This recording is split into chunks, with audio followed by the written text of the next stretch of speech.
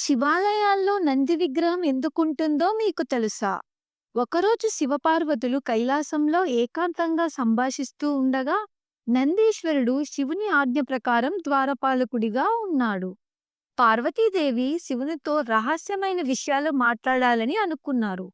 కాని నందీశ్వరుడు ద్వారం దగ్గరే ఉన్నాడు అని పార్వతీదేవి నందీశ్వరుణ్ణి బయటికి వెళ్ళమని ఆజ్ఞ ఇచ్చారు. కాని నందీశ్వరుడు, నా ప్రభువు అనుమతి లేకుండా నేను వెళ్ళను అని చెప్పాడు. పార్వతీదేవి కోపంతో, నీవు భూమిపై పుట్టి శ్రమతో కూడిన జీవనం గడపాలి అని శపించారు.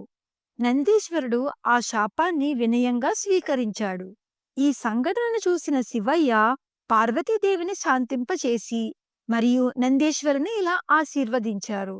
నీవు భూమిపై పుట్టినా నీవు ధర్మానికి ప్రతీకగా నిలుస్తావు అని, మరియు నా దర్శనానికి వచ్చిన భక్తుడు నిన్ను దాటాక నా దగ్గరికి వస్తారు అని.